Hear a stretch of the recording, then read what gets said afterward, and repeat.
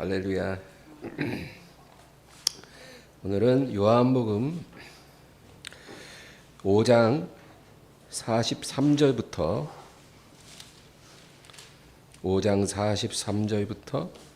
6장 15절까지 합독합니다. 나는 내 아버지의 이름으로 왔음에 너희가 영접하지 아니하나 만일 다른 사람이 자기 이름으로 오면 영접하리라. 너희가 서로 영광을 취하고 유일하신 하나님께로부터 오는 영광은 구하지 아니하니 어찌 나를 믿을 수 있느냐. 내가 너희를 아버지께 고발할까 생각하지 말라. 너희를 고발하는 이가 있으니 곧 너희가 바라는 자 모세니라. 모세를 믿었더라면 또 나를 믿었으리니 이는 그가 내게 대하여 기록하였음이라. 그러나 그의 글도 믿지 아니하거든 어찌 내 말을 믿겠느냐 하시니라. 그 후에 예수께서 디베랴의 갈릴리 바다 건너편으로 가심에 큰 무리가 따르니 이는 병자들에게 행하시는 표적을 보았음이로라. 예수께서 산에 오르사 제자들과 함께 거기 앉으시니 마침 유대인의 명절인 유월절이 가까운지라. 예수께서 눈을 들어 큰 무리가 자기에게로 오는 것을 보시고 빌립에게 이르시되 우리가 어디서 떡을 사서 이 사람들을 먹이겠느냐 하시니 이렇게 말씀하심은 친히 어떻게 하실지를 아시고 빌립을 시험하고자 하심이라. 빌립이 대답하되 각 사람으로 조금씩 받게 할지라도 200데나리온의 떡이 부족하리이다.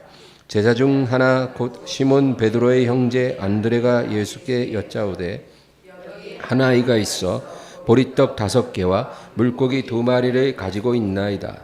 그러나 그것이 이 많은 사람에게 얼마나 되겠사옵나이까. 예수께서 이르시되 이 사람들로 앉게 하라 하시니 그곳에 잔디가 많은지라 사람들이 앉으니 수가 5,000명쯤 되더라. 예수께서 떡을 가져 축사하신 후에 앉아있는 자들에게 나누어 주시고 물고기도 그렇게 그들의 원대로 주시니라. 그들이 배부른 후에 예수께서 제자들에게 이르시되 남은 조각을 거두고 버리는 것이 없게 하라 하시므로 이에 거두니 보리떡 5개로 먹고 남은 조각이 12바구니에 찼더라. 그 사람들이 예수께서 행하신 이 표적을 보고 말하되 이는 참으로 세상에 오실 그 선지자라 하더라. 그러므로 예수께서 그들이 와서 자기를 억지로 붙들어 임금으로 삼으려는 줄 아시고 다시 혼자 산으로 떠나 가시니라. 아멘.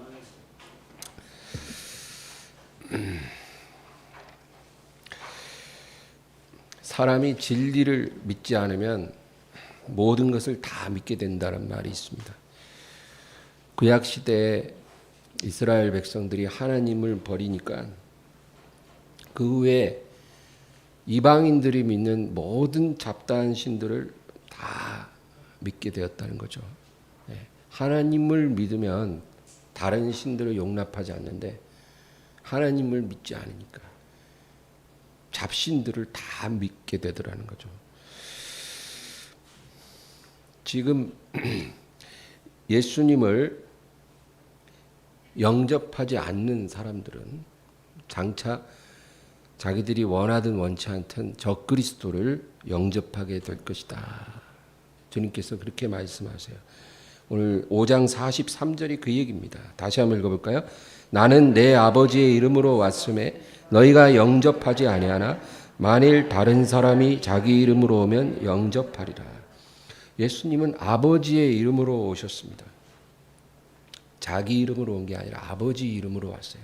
그래서 예수님은 나는 스스로 아무것도 할 수 없노라. 아버지께서 내게 주신 말을 전하고 아버지께서 시키신 일을 행하고 아버지로부터 들은 대로 나는 심판하노라.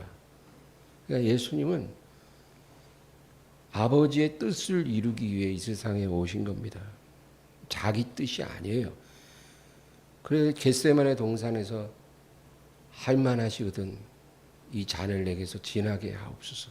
그러나 나의 원대로 마시고 아버지의 원대로 되기를 원하나이다. 예수님은 아버지의 뜻을 위해서 이 세상에 오셨는데 마지막 그 십자가 앞에서는 예수님도 너무 힘들었어요. 그래서 마지막 순간에 아버지의 뜻을 놓칠까 봐 예수님 그렇게 간절히 기도하신 거예요. 아버지의 뜻대로 내가 할 수 있도록 나를 붙드소서. 예. 그러니까 아버지가 예수님을 사랑하실 수밖에 없어요. 높이실 수밖에 없는 거예요. 그러나 장차 너희는, 나를 거절한 너희들은 자기 이름으로 오는 자를 영접하고 그에게 경배를 하게 되리라. 여러분, 요한계시록 13장을 읽어보면 이제 마지막 때 적그리스도가 등장을 하죠. 이 사람은 사탄이 육화된 사람이에요. 그러니까 아버지가 육화된 아들이 예수 그리스도이듯이 사탄이 육화된 사람이 적그리스도인 거예요. 이 사람이 자기 이름으로 옵니다. 예. 그래서 내가 아버지고 내가 아들이고 내가 성령이다, 그렇게 말을 할 거예요. 그리고 자기 이름으로 된 표를 모든 사람에게 부여합니다. 강제적으로. 그래서 그 표를 받은 사람만 모든 경제활동, 사회활동을 할 수 있게 하고, 그 표를 안 받으면 아무것도 할 수가 없게 만드는 거예요. 그리고 자기를 상징하는 우상 앞에 엎드려 절을 하게 한다는 거예요. 그러니까 표를 주고 그 다음에 우상 앞에 절하게 하는, 이 두 가지 일이 모든 사람에게 불가항력적으로 주어진다는 거예요. 표를 받게 하고 그 짐승의 우상 앞에 절을 하게 하고. 근데 만약에 거절하면 몇이든지 다 죽이더라, 그렇게 성경은 예언하고 있습니다. 여러분, 과연 이런 세상이 올까? 성경은, 하나님께서는 그런 날이 오리라. 44절을 읽겠습니다. 너희가 서로 영광을 취하고 유일하신 하나님께로부터 오는 영광은 구하지 아니하니 어찌 나를 믿을 수 있느냐. 사람이 어떤 영광을 추구하는지를 보면 그가 양인지 염소인지를 우리가 알 수 있습니다. 여러분, 영광은 두 종류가 있어요. 하나님으로부터 오는 영광이고 세상으로부터 오는 영광이 있습니다. 우리는 두 가지를 다 취할 수 없어요. 한 가지를 선택하는 거죠. 하나님으로부터 오는 영광은 십자가를 통해서 오는 영광입니다. 예수 그리스도를 믿고 그를 따르는 자들에게 하나님이 약속하신 영광이에요. 근데 우리가 이 영광을 받으려면 옛사람을 부인해야 돼요. 그리고 예수님과 함께 죽음의 자리까지 갈 수 있어야 돼요. 그것이 꼭 육체의 죽음이 아니라 내 인격의 죽음, 자아의 죽음, 그런 걸 의미하는 거예요. 내 옛사람을 못 받고 죽음의 자리까지 순종할 수 있어야 되고 무덤에까지 낮아져야 허락되는 영광이에요. 그러니까 여러분, 우리가 예수님을 믿을 때는 처음에는 아주 쉽게 시작을 해요. 그러나 주님께서 자기를 믿고 따라오려면 자기를 부인하고 자기 십자가를 지고 나를 따라와야 한다는 거예요. 그리고 누구든지 나보다 아비나 어미나 아들이나 딸이나 형제나 집이나 이 세상에 속한 것을 더 사랑하는 자는 내게 합당하지 않다라는 거예요. 여러분, 예수님을 믿는다는 것은 그냥 입으로만 믿는 게 아니에요. 그분을 따르는 거예요. 그분이 가시는 곳까지. 자기의 한계를 정하고 있으면 안 돼요. 주님이 이끄시는 대로 갈 수 있어야 돼요. 그것이 바로 하나님으로부터 오는 영광을 받을 자들입니다. 그러나 세상으로부터 오는 영광이 있어요. 그거는 사람이 스스로 높이는 영광을 말합니다. 바벨탑 같은 거예요. 여러분, 바벨탑은 하나님이 명한 게 아니죠. 사람들이 스스로를 높이기 위해서 모든 노력과 기술을 다 발휘해서 하늘에 닿는 탑을 쌓았더라는 거예요. 그런데 그 탑이 완성되기도 전에 하나님께서 그 탑을 중단시켜버리고 무너지게 하시고, 그리고 사람들의 말을 혼잡하게 해서 다 흩어진다 그러죠. 바로 사람이 스스로 취하는 영광, 그것이 바벨탑입니다. 결국은 무너진다는 거예요. 세상에서 높아지기 위해 몸부림칩니다. 여러분, 이 세상 사람들은 다 바벨탑을 쌓고 있는 거예요. 직장인은 직장에서 승진하려고 몸부림치고, 사업하는 사람은 사업의 매출을 늘리고 성공하기 위해서 몸부림치고, 연예계, 스포츠계, 언론계, 정치, 어느 분야를 막론하고 자기 분야에서 높아지기 위해서 몸부림치지 않습니까? 다른 사람이 나보다 더 높아지면 시기하고, 다른 사람들이 실족해서 무너지면 기뻐하고, 그 사람을 이기고 내가 올라서야 된다고 생각을 합니다. 이것이 바로 세상으로부터 오는 영광이에요. 자기 스스로를 높이려고 하는 것. 이런 사람은 절대로 주님을 믿을 수가 없다. 그 얘기예요. 너희가 서로 영광을 취하고 유일하신 하나님께로부터 오는 영광을 구하지 아니하니 어찌 나를 믿을 수 있니? 우리가 예수님을 입으로만 믿으면 이런 일이 생겨요. 입으로는 주여 주여 하는데 높아지려고 몸부림을 치는 삶을 사는 거죠. 그러나 이런 사람은 주님을 따라갈 수 없다, 그렇게 말합니다. 하나님과 재물을 겸하여 섬길 수 없느니라. 하나님과 이 세상과 이 세상에 속한 것을 겸하여 사랑할 수 없느니라. 성경은 그렇게 말하잖아요. 겸해서 섬길 수 없고 겸해서 사랑할 수 없다는 거예요.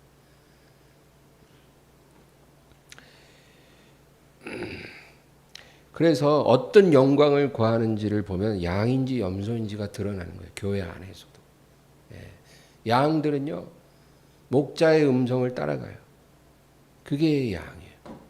주의 음성을 듣고 회개할 때 회개하고, 돌이킬 때 돌이키고, 낮아질 때 낮아지고, 주님이 이끄시는 대로 순종하는 사람들이 양이에요. 이런 사람들은 천국 울타리로 들어가는 거예요. 그러나 염소들이 있어요. 양들 사이에 염소가 있다는 거예요. 염소의 특징은, 여러분, 염소라는 짐승을 연구하면 답이 나와요. 염소들은 높은 곳으로 올라가는 성향을 갖고 있대요. 그래서 들염소, 산염소들 보면 그 아주 가파른 벼랑 위에까지 올라가요. 왜 그렇게 올라가는지 몰라요. 염소들은 그렇대요.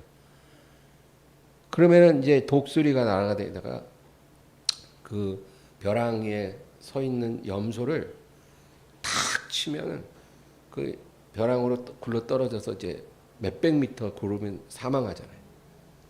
그러면 이제 독수리가 날아와서 죽은 염소를 뜯어먹는데, 제가 그런 동영상도 봤어요. 왜 올라가는지 몰라요. 결국 독수리의 먹이가 되는 거죠. 양우리에 섞인 염소들은 이렇게 스스로 높아지려고 하다가 결국 굴러 떨어져서 죽임당하고 독수리의 밥이 된다. 그 다음에 45절에서 47절 보면, 여기 내가 너희를 아버지께 고발할까 생각하지 마라. 너희를 고발하는 이가 있으니 곧 너희가 바라는 자 모세니라.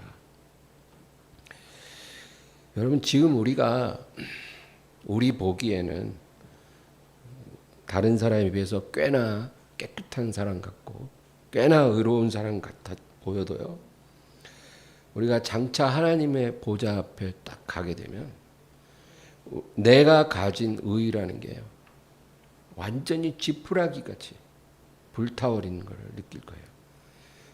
여러분, 분명히 그런 것을 겪을 겁니다. 저와 여러분이 이제 주님 앞에 딱 가잖아요. 하나님 보좌 앞에 딱 가면 내가 갖고 있는 의는 그냥 순식간에 불타요. 지푸라기들이 용광로 불 앞에 다가가면 그냥 순식간에 사라지는 것처럼 우리의 의라는 게 그렇게 사라지는 거예요. 그리고 우리는 지옥에 떨어질 운명이라는 걸 깨닫게 될 겁니다. 예외 없어요. 이 세상에서는 뭐 내가 남보다 훨씬 더 양심적이고 뭐 이런 느낌을 갖지만 하나님 앞에 딱 가면 예외 없이 지옥에 떨어진다는 거예요. 우리 자신이. 하나님의 거룩함 앞에서 우리는 그렇게 된다는 거예요. 그런데 그 순간 우리에게 어떤 특별한 의가 임해서 우리를 감싸고 있다는 걸 깨닫게 된다는 거예요. 내 가진 의는 지푸라기처럼 타지만 어떤 차원이 다른 의가 우리에게 임해서 우리를 따뜻하게 감싸게 될 거예요. 그래서 그 의를 우리가 옷 입고 하나님의 심판을 통과하는 거예요. 절대 통과할 수 없고 지옥에 떨어져야 되는데 우리는 심판을 지나 천국에 들어가게 되는 거예요. 우리가 다 그것을 경험하게 될 겁니다. 할렐루야. 그러나 이 의로 감싸지지 않는 죄인들과 믿지 않은 자들은 어떻게 될까요? 바로 지옥으로 던져지는 거예요. 보좌 앞에 서는 순간 바로 지옥에 던져지는 거예요. 자기를 감싸고 있던 자기 의들은 다 불타버리는 거예요. 하나님 앞에서. 그 사람들이 이 세상에 살면서 뭐 자선사업을 얼마나 많이 했든지 상관없어요. 그거는 다 불타버리다. 예수 그리스도의 의로만 우리가 보호받을 수 있어요. 하나님 앞에서. 그 의만이 우리를 감싸서 천국으로 안내하는 거예요. 그 의를 갖고 있지 않다면 우리가 살아있는 동안에 그 의를 가져야 돼요. 이 세상을 사는 동안 하나님 앞에 서기 전에 그 의로 옷 입어야 돼요. 그래서 우리는 이 의가 아니면 하나님 앞에 내가 살아남을 수 없다라는 걸 깨달아야 돼요. 여러분 그게 중요해요. 이 의를 내가 얻지 않으면 나는 살 수 없다. 나는 하나님 앞에 죽은 목숨이다. 나는 지옥에 던져질 운명이다. 그래서 이 의를 사모하고 이 의를 주신 하나님께 감사하고 그리고 날마다 내 죄를 또 씻고 또 씻는 그런 삶을 살아야 돼요. 우리가 구원을 받았다고 해서 죄를 안 짓는 게 아니거든요. 이 육체 안에서 있을 동안엔 죄를 지어요. 그러니까 여러분 매일 저녁 잠자리에 들기 전에 회개하고 오늘의 죄를 용서해 주시고 주님의 영광을 드러낸 하나님의 종이 되게 하옵소서. 그렇게 우리가 간구하고 감사할 수 있어요. 만약에 그렇게 살고 있지 않다면 우리는 자기 구원을 절대로 확신해서는 안 돼요, 여러분. 그냥 교회 좀 다니고 주여주여 한다고 내가 구원 받았으리라. 그렇게 생각하면 안 된다는 거예요. 이제 6장에 가면 오병이어의 사건이 나옵니다. 예수님을 따르는 사람들은 두 종류예요. 제자들이 있고 군중들입니다. 군중들은 어떤 사람들일까요? 2절이 그 군중에 대해서 얘기를 해요. 2절 읽습니다. 큰 무리가 따르니 이는 병자들에게 행하시는 표적을 보았음이로라. 예수님이 행하신 표적을 보고 예수님이 행하실 표적을 바라고 예수님을 따르는 사람들. 이런 사람들이 군중이에요. 이 사람들은 자기가 어떤 문제를 갖고 있어요. 예수님을 따름으로 이 문제를 해결받을 수 있다는 그런 목적을 가지고 주님을 따르는 사람들이에요. 그러나 제자들은 어떤 사람이냐면 예수님과 인격적인 관계를 형성하고 그를 사랑하는 사람이에요. 문제가 있든지 없든지는 상관이 없다는 거예요. 문제 없는 사람이 어디 있겠어요, 여러분? 다 갖고 있죠. 그러나 그 문제가 아무 상관이 없이 예수님을 사랑하기 때문에 예수님을 따르는 거예요. 그 사랑이 식기 전에는 예수님을 떠날 일이 없는 사람들이에요. 문제가 있든지 없든지, 문제를 바로 해결해 주시든지 아니면 오랫도록 그 문제가 해결이 되지 않든지 중요하지 않아요. 예수님을 사랑하기 때문에 예수님을 따르는 거예요. 여러분, 오늘날 대부분의 성도들은 문제가 있을 때, 그리고 그 문제가 도저히 내 힘으로는 해결할 수 없다고 느낄 때 예수님을 찾습니다. 하나님을 찾아요. 그리고 그 문제가 해결이 되거나 더 이상 그 문제가 나를 괴롭히지 않게 되면 하나님으로부터 멀어져요. 대부분의 성도가 다 그래요. 문제가 나를 힘들게 하면 하나님과 가까워지고, 그 문제가 해결되고 힘들지 않게 되면 하나님과 또 멀어져요. 이런 사람들이 제자일까요? 군중일까요?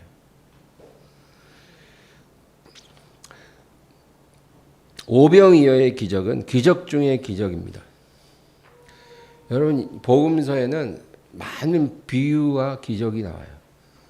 예수님이 이 세상에서 비유로 설교하신 것이 굉장히 많죠. 그 복음서에는 32개의 비유가 나와요. 그 32개의 비유 중에서 가장 중요한 비유를 제가 뭐라 그랬죠? 씨 뿌리는 비유라 그랬죠. 아주 중요합니다. 그러면 예수님이 행하신 기적은 몇 개일까요? 수백 개겠죠. 근데 복음서에는 35개의 기적만 기록되어 있어요. 그 35개의 기적 중에서 어떤 기적은 한 개의 복음서에만 기록된 게 있고, 어떤 거는 2개의 복음서, 어떤 건 3개. 그런데 유일하게 오병이어의 기적만 4복음서 모두에 기록이 됐더라는 거예요. 그래서 저는 이 오병이어의 기적이 기적 중에 기적이다. 왜냐하면 성경에 한 번 기록되고 2번 기록되고 4번 기록되고 이런 게 우연이 아니라는 거죠. 성령께서 그것을 기록하게 하셨기 때문에 그만큼 중요하다는 걸 우리가 알아야 돼요. 그 담겨진 의미가 중요하다. 왜 하나님께서 이 기적을 사복음서에 다 기록하게 하셨을까요? 사람들은 오병이어라 그러면 오병이어를 가지고 수만 명이 배불리 먹었더라, 뭐 그런 생각을 하죠. 그 기적에 대해서 초점을 맞춰요. 어떻게 오병이어를 가지고 수만 명을 배불리 먹일 수 있었을까? 그런데 여러분, 모세가 광야에서 매일 아침 하늘에서 내려오는 만나로 수백만 명을 먹인 거 아시죠? 그 기적과 다를 바가 없는 거예요. 그러면 오병이어로 수만 명이 배불리 먹었다, 그것이 중요한 의미가 아니라는 거예요. 우리를 먹이시는 하나님, 그러니까 걱정하지 말고 살아라, 이런 메시지를 주기 위해서 오병이어를 기록한 게 아니라는 거예요. 그럼 무슨 의미가 있을까요? 오늘 성경을 보면 빌립과 안드레라는 두 제자의 행동에 초점을 맞추고 있어요. 그게 오병이어 기적이 기록하게 하신 하나님의 목적이에요. 빌립과 안드레의 행동. 우리 이거를 살펴봐야 돼요. 여러분, 5절에서 7절을 읽겠습니다. 예수께서 눈을 들어 큰 무리가 자기에게로 오는 것을 보시고 빌립에게 이르시되 우리가 어디서 떡을 사서 이 사람들을 먹이겠느냐 하시니, 이렇게 말씀하심은 친히 어떻게 하실지를 아시고 빌립을 시험하고자 하심이라. 빌립이 대답하되 각 사람으로 조금씩 받게 할지라도 200데나리온의 떡이 부족하리이다. 빌립은 상황을 냉철하게 분석했어요. 그리고 아주 이성적인 방안을 제시했어요. 빌립이 말하는 것은 뭐냐면, 제가 이 사람들 보니까 이 사람들 배불리 먹이려면 200데나리온의 돈이 있어야 합니다. 요즘 시세로 이 사람들의 배불리 먹일 수 있을 만큼 떡을 사려면 200데나리온이 있어야 되는데 우리는 그런 돈이 없기 때문에 주여 불가능한 일이옵니다. 결국 결론은 그거예요. 냉철하게 분석을 했어요. 근데 우리에겐 그런 돈이 없으므로 이 문제는 해결할 수 없는 문제이옵니다. 이것이 어떤 인생에 해결할 수 없는 문제를 만난 사람들의 모습이에요. 분석은 잘해요. 근데 결론은 어떻게? 해결할 수 없다는 거죠. 어떤 사람은 그냥 주여 하면서 울기만 해요. 어떻게 해요? 주여 하고 울어요. 물론 그렇게 되는 상황이 있어요. 여러분 하갈이 쫓겨났잖아요. 하갈이 10살 먹은 아들 이스마엘을 데리고 쫓겨났어요. 아브라함이 그 첩을 쫓아낼 때 떡하고 물을 나귀에다가 얹어줬는데 이제 광야에서 떡도 다 떨어지고 물도 다 떨어졌어요. 이제 딱 죽을 일만 남은 거예요. 그래서 자기 아들을 저기 앉혀놓고 한 50m 떨어진 곳에 하갈이 마주보고 앉아서 방송대곡을 했다는 거예요. 그런 상황에 처하면 그거밖에 할 일이 없죠. 광야에서 떡도 없고 물도 없고 도와줄 이도 없는데 이제 죽을 일만 남았네요. 아들 마주보고 막 우니까 하늘에서 천사가 하갈아 울지 마라. 그리고 천사의 도움으로 우물을 발견하고 살아남았어요. 아무것도 할 수 없을 때는 그냥 하나님 앞에 나가서 부르짖으면 돼요. 그러면 하나님이 도와주셔요. 그러나 지금 본문의 상황은 달라요. 빌립은 이 문제는 해결할 수 없습니다. 이랬어요. 근데 안드레는 전혀 다른 행동을 했다는 거예요. 그는 상황 분석을 하지 않았어요. 그리고 자기가 가지고 있는 것을 주님께 가지고 왔다 그 얘기죠. 8절과 9절을 다 같이 읽습니다. 제자 중 하나 곧 시몬 안드레가 예수께 여짜오되 여기 한 아이가 있어 보리떡 5개와 물고기 2마리를 가지고 있나이다. 그러나 이것이 이 많은 사람에게 얼마나 되겠사옵나이까. 안드레도 바보는 아니에요. 그는 오병이어로 문제를 해결할 수 없다는 걸 알아요. 그러나 일단은 자기가 갖고 있는 거 그거를 주님께 가지고 왔다. 안드레가 옆에 두고 있는 어린아이가 있었나 봐요. 그 아이가 가지고 있는 오병이어를 주님께 가지고 왔어요. 그러나 주여 이것으로 우리가 무엇을 할 수 있을까요? 어렵다는 것을 안드레도 알았다는 거죠. 근데 여러분 이 안드레의 태도를 가만히 보세요. 주님, 제가 가진 건 이것뿐이에요. 제가 할 수 있는 일은 이거밖에 없어요. 그래서 제가 할 수 있는 일을 했어요. 그러니까 이제는 주님이 해야 할 일을 하실 차례예요. 그러니까 주님이 주님의 일을 하셨어요. 여러분, 오병이어의 기적이 우리에게 중요한 것은 우리가 해결할 수 없는 인생의 문제를 만났을 때 우리가 어떻게 해야 하나님의 위로부터 내려오는 도우심을 받아서 승리할 수 있는지를 말해주는 거예요. 빌립처럼 하지 말라는 거예요. 머리가 좋아서 분석은 잘해. 근데 결론은 해결할 수 없어. 이거는 여러분 믿음 아니에요. 그건. 그런 믿음은 하나님이 기뻐하지도 않고 축복해 주실 수가 없어요. 빌립처럼 하지 말고 안드레처럼 하라는 거예요. 주여, 내가 할 수 있는 일은 이거예요. 제가 할 수 있는 일을 제가 했으니까 이젠 주님이 하실 일을 해주세요. 이러면 주님이 하신다는 거예요. 사람들이 자기가 할 일을 안 해요. 정말 내가 아무것도 할 수 없어도 금식하고 기도는 할 수 있을 거 아니에요. 내가 할 일을 하고 이제 주님이 하실 일을 해주세요. 그러니까 10절을 읽겠습니다.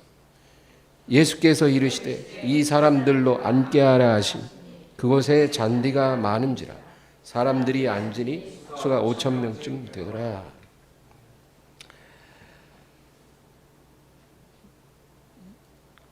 11절까지 읽겠습니다. 예수께서 떡을 가져 축사하신 후에 앉아 인자들에게도 나눠주시고 물고기도 그렇게 배들로 주시니라. 예수님은 빌립의 방법은 축사하지 않았어요. 그 축사할 것도 없어요. 우리가 할 수 있는 일을 주님께 가지고 왔을 때 그것에 대해서 주님이 축사해 주면 거기서부터 기적이 일어나는 거예요. 내가 할 수 있는 일. 그것을 해야 돼요. 그러면 주님이 역사하세요.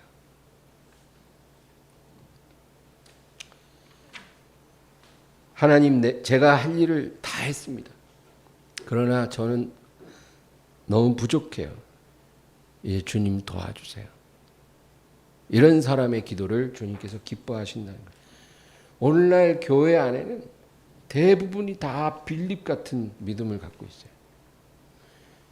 이래서 못한다. 저래서 안 된다. 그런 믿음으로 살아요. 아무 일도 안 일어나요.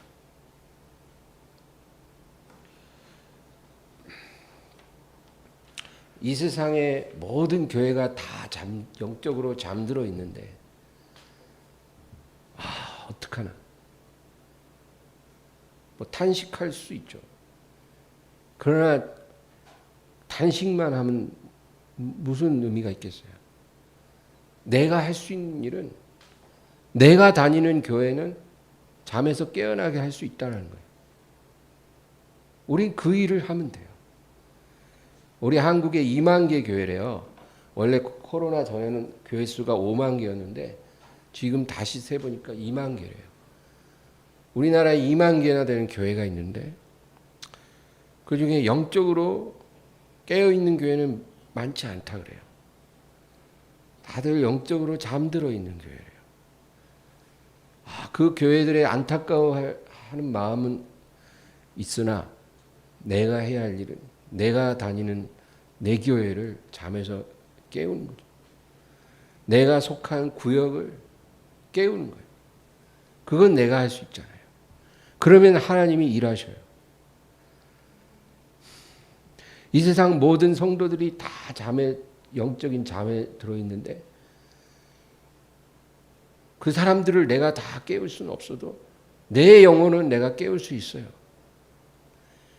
이 세상에 예수님을 영접하지 않는 많은 불신자들이 있는데 그들에게 내가 다 복음을 전할 수는 없어도 내 옆에 있는 사람들에게는 전할 수 있어요. 우리가 할 수 있는 일을 해야 한다는 거예요.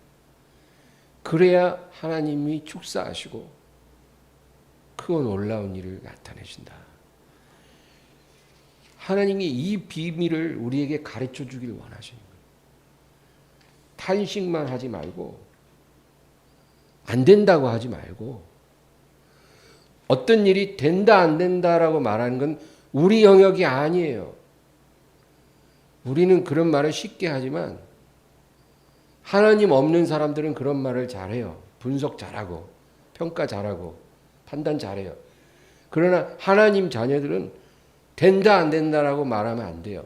그거는 하나님의 영역이에요. 우리가 해야 할 일은 평가가 아니고 분석이 아니고 내가 할 수 있는 일을 해야 하는 거예요.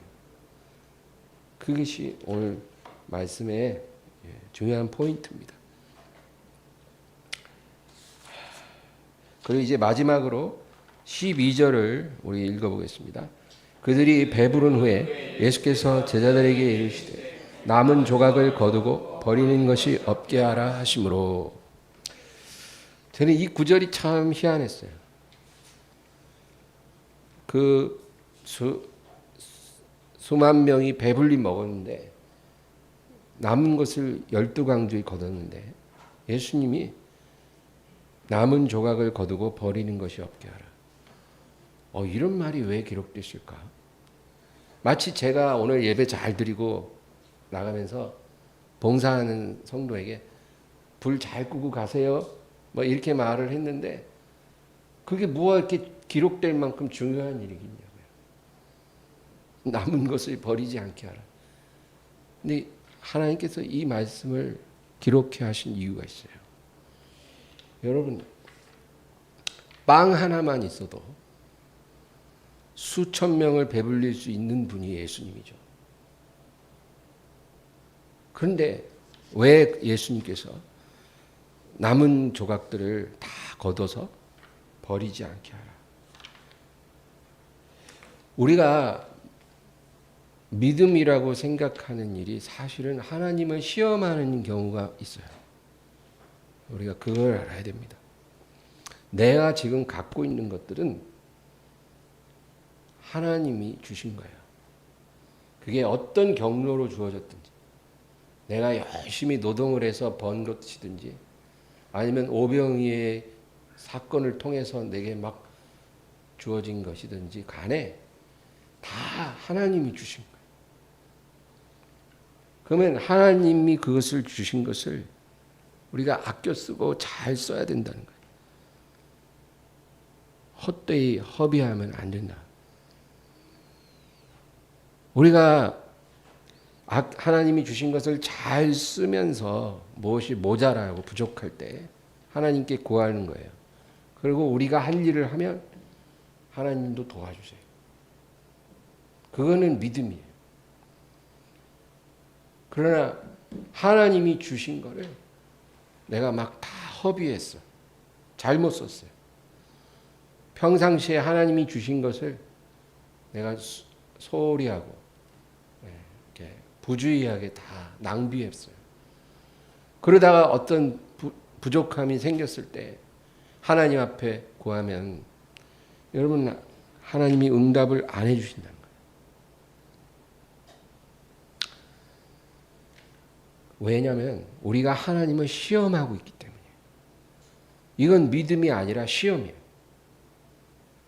하나님이 주신 걸 잘 쓰다가 모자라서 구하는 건 믿음이지만 하나님이 주신 거를 허비하고 잘못 쓰다가 모자라게 될 때 구하는 거는 그건 믿음이 아니고 하나님을 시험하는 거예요. 뭐 오병이어로 수천 명을 배불리시는 하나님인데 뭐 필요할 때 구하면 되지. 뭐가 걱정이래. 그렇게 믿음이 부족한가.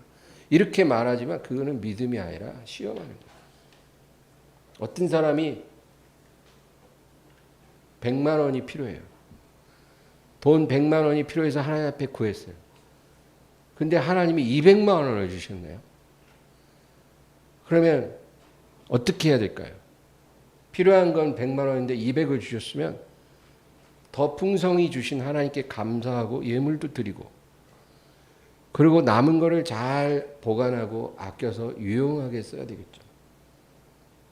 근데 그게 아니라 100만 원 달랬는데 200 주셨네? 그러면 100만 원은 필요한 데 쓰고 남은 100만 원은 그냥 뭐 하고 싶은 거 하고 먹고 싶은 거 먹고 그냥 오늘 파티로 다 써야 되겠다. 이렇게 생각하면은 그거는 하나님이 원하시는 게 아니다. 돈을 잘 써야 응답도 잘 오고 풍성하게 더 주셔요, 여러분. 남은 거를 다 써버리면 하나님 그 사람한테 많이 주실 이유가 없어요. 그냥 진짜 딱 살 만큼만 주셔야 돼요. 왜냐하면 남아봐야 그 사람한테 들어가면 남는 게 없으니까. 그러나 하나님이 주신 것을 잘 보관하고 유용하게 잘 쓰는 사람은 하나님이 풍성하게 응답해 주시고 우리를 돌보신다. 그거예요. 어떤 사람에게 하나님이 물질을 풍성하게 줬는데 아주 지혜롭고 유용하게 잘 쓴다면 하나님 그 사람한테 무엇을 주저하겠어요? 100억도 주고 1000억도 주는 거예요. 왜냐하면 그 돈을 다 날려버리지 않을 거니까. 하나님이 원하는 데 쓸 거니까. 그런 사람이 구하는 응답도 잘 주시는 거예요. 그래서 오늘 오병이의 이 사건은 우리가 이 세상 사는 동안 물질에 대한 우리의 태도와 행동이 하나님의 풍성한 능력을 불러오기도 하고 그러지 않을 수도 있다, 그 얘기예요. 특별히 우리는 빌립의 길로 가지 말고 안드레의 길로 가야 한다. 그냥 낙심하고 원망하고 안 된다 이렇게 말하지 말고 된다 안 된다는 하나님이 정하는 거예요. 내가 판단하지 말아야 돼요. 쉽게. 그리고 하나님, 제가 감당할 수 없는 문제를 당했어요. 그런데 이 상황에서 제가 할 수 있는 일을 제가 할게요. 그러니까 하나님이 하실 수 있는 일을 해주세요. 그렇게 기도하라. 그리고 우리가 할 일을 해야 해요. 제일 중요한 건 부르짖는 거고. 그리고 하나님이 미워하는 걸 버려야 돼요. 그거 중요해요.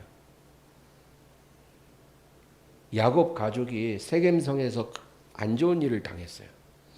그 집안의 외동딸 디나가 몹쓸 일을 당했어요.